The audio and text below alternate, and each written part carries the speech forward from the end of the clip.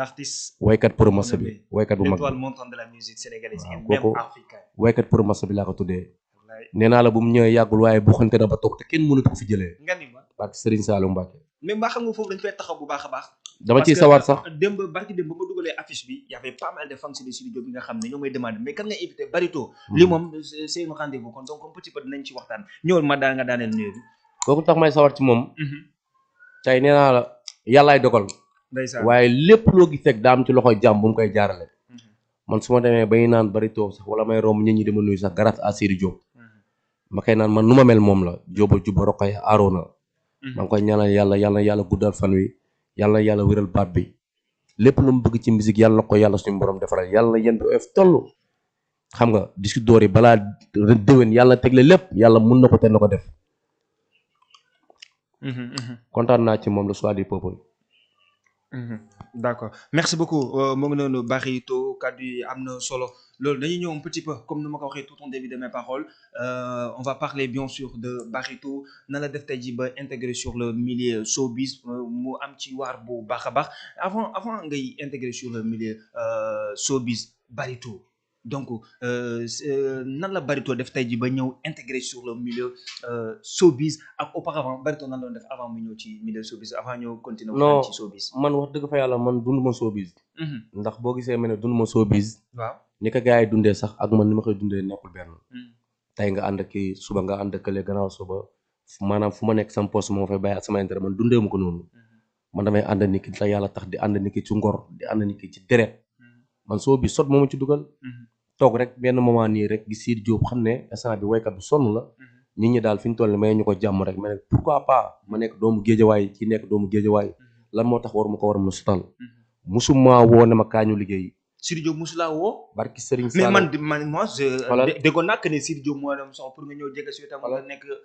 influenceur am 221 laay waxee waaw darajee Serigne Sall mi ma yaakaar xam ne moom Barito si mën Sidy a Diop am mosulaa woo nga ñëw. Sidy Diop musuma woo ci àdduna ne ma kaañu liggéey nit musul jàpp sama loxo ne ma présenté naa la Sidy Diop musul am mais tamit am na ñoo xam te ne c'est que nga ñëw relation est-ce que ñëw ne balancé ñu Barito war na mën a jege Sidy Diop donc banlieue pourquoi pas barki Serigne Sall loolu amul dafa nekk koo xam ne xëy na mun naa ne man moom yàlla moo ñu boole man léegi ci tënk man yàlla suñu borom moom présenté Sidy Diop parce que man gis naa ko gars yi sonal ko ma gis ne kii jàmbaar la te ay woy gars yi leen sonal ko noonu non mais non kon du la artiste mais bu ne gars yi sonal ko comme tey moom alhamdulilah quoi alhamdulilah lay wax ndax mun naa ne sax jàmm am na jàmm sax musul dem mais showbiz moo demee noonu tey kii bu xëccee jaar ni rek kii dafa jaar ni pour affaire yi neex yaa ngi comprendre waaye man loolu moo ma dugal showbiz sotle ko ma xam ne kii jàmbaar la ndax kenn mënuñoo nax bu nekkee ay woy rek parce que Serigne Saliou Mbacké waykat yi Sidy Diop mën na leen boot di leen jàngal way waykat yan waykat yëpp Sénégal waykat yi si génération Sidy Diop wala Sidy Diop ñu fait parce que Sidy Diop ñëw na ci musique su ma jumul vers 2016 la ko Sénégalais yi commencé xam nga fu may commencé waaw Youssou Ndiaye bu Médina bu Youssou Ndour Youssou Ndiaye bu Médina ndaanaan bu Youssou Ndiaye Médina bien sûr bu Youssou Ndour waaw si dee ci dàqa way mais bari lu nga wax ni réy la de déggoo la ma la waykat yëpp bu ñu leen tëjoon ci néeg ne ku mun way ñu rend la barki rasulillahi man du ma dégg sigil ndigaale sama waykat day génn ak jàmm mais daa mun way mais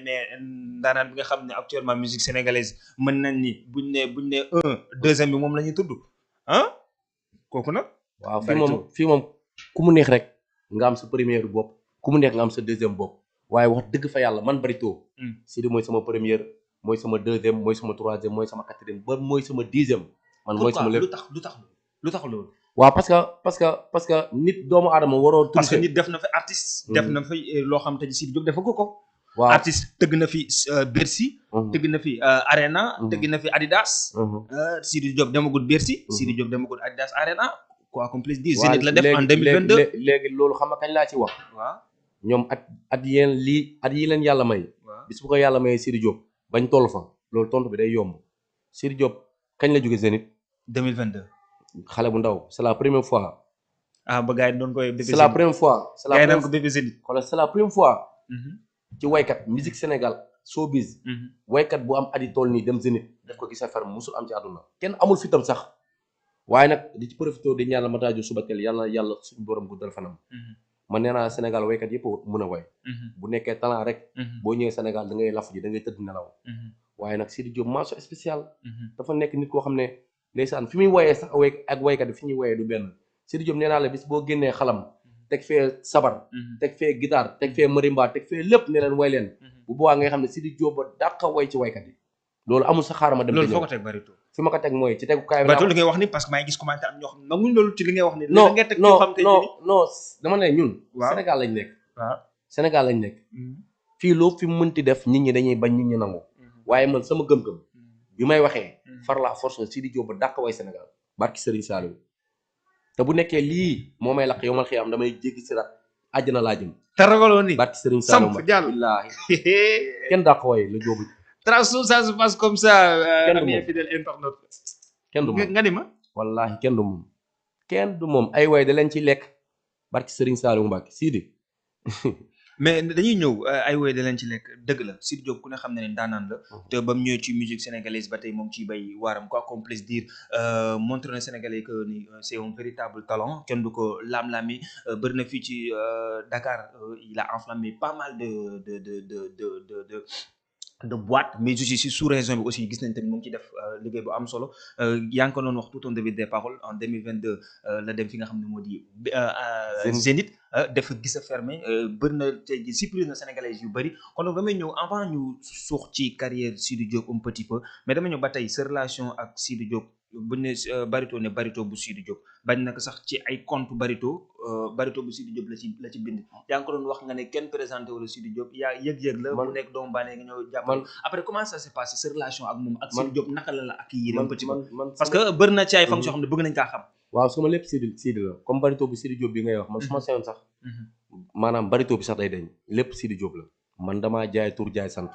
suma seyoon bu ñu ne Sidi Diop sax lañ may tuddee joxe Sidi joxe Diop mu jeex marché bi tas waaw parce que yàlla moo kooku barki Serigne Saliou Mbacke yàlla moo def ma bëgg ko Barito wax na nag non kooku yàlla moo def ma bëgg ko bëgg bu naturel ba pare ma xam coono yi mu daj ci man mën a sonn ci doomu aadama mën a dee ci nit barki Serigne Saliou Mbacke Sidi Diop dafa mën a dee ci doomu aadama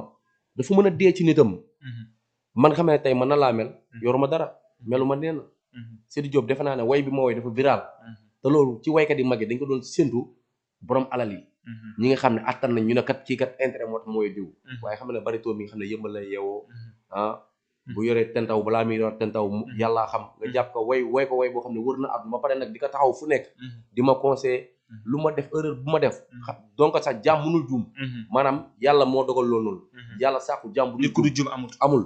dina ma woo téléphone kon des fois boo am na ci benn na ci ay sorties yoo xam te ji ni boo defee sortie lu ci mel ni ay vidéos yu ngay dugal ces plateformes digitales damay gis beaucoup de critiques sur les réseaux mais après ci noonu Sidi Diop da lay woo conseil la orienté la man kon fi ma nekk baax d'accord bu nekkee yaa ngi gis ay critiques ci man mais bien sûr fi ma nekk baax ndax moo tax nit ki lépp loo nekk rek déggoo ci critique déggoo ci xas déggoo ci wax bu ñaaw rek jàppal na yow li ngay def dara baaxu ci Sénégal bii ñu nekk ku fi nekk bëgg rëcc di nga nangoo dégg góor jigéen boo nekkee jigéen di nga nangoo dégg caga di nga nangoo dégg lesbienne loolu di nga nangoo dégg parce que Sénégal lañ nekk loolu nga mën a dégg mu jàllale la mais boo fi naree nekk nii déggoo dara yaa baax yow jàppal na yow ci li ngay liggéey dara baaxu ci dara mais des fois dañuy gis sorti Barito bëri na ci tey jii loo xam te ci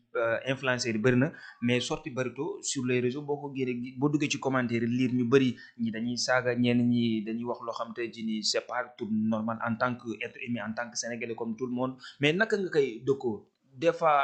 comment ça te fait parce que yaa ngi wax nga ne nit ki ci loo nekk te critiqué ko jàppal ni nga nekk baaxul yow naka nga koy dundee en tant que sénégalais. man ku ma xam dëgg xam Barito yàgg fréquenté Pikine wala Guédiawaye wala yëmbal bi ma dëkk da ngay xam ne Barito ñi koy saaga wala ñi koy commentaire moo la gën a nekk mbambu fuuf tey xam nga tey Barito bu ñu koo saaga nag xale yi nee nañ Barito daw ci yow non xam nga TikTok xam nga TikTok saaga TikTok dafa yomb man damaa nekk nit koo xam ne mënumaa jàpp ni di ko feneen di ko yóbbu nit ci yoon man mënuma loolu ku may saaga TikTok ak koo mënti doon du ma mës a jàpp nit di ko yóbbu ci yoon xalaatuma ko ci àdduna waaye nag ku ma ci tasel nag ci yoon bi may dox nga téye ma ne ma boo waxee lii bu boobaa nag benn jooy la waaye comme ay nekk TikTok nii di tontu ay commentaire rek yooyu noonu wax dëgg fa yàlla nekk loo xam lu may mën la waaye ku jàkkaaroon face à face man xam ne man seul man maay dox man maay dem fu nekk ànduma kenn raxuma nit musuma tee ci àdduna ne ma lan nga waxoon boo ko waxee man nangam musul am ci àdduna parce que Serigne Saliou Mbacke daw ma nit ci lenn ak ba nga nekk ci réseau yi ba léegi depuis loolu ba léegi songee nañ ma fu ne ci àdduna mais songu kenn musuma songu am ndam loolu la yàlla dogal ci man ndax li may def dafa nekk lu naturel ci man ba pare du ma tooñ am naa droit ànd sama artiste bu ko laal ma laal la nii may waxe yow nii ku saaga Sidy Diop doo fanaan doo yendu ku saaga man dama koy gis souvent ñu bëri ñenn ci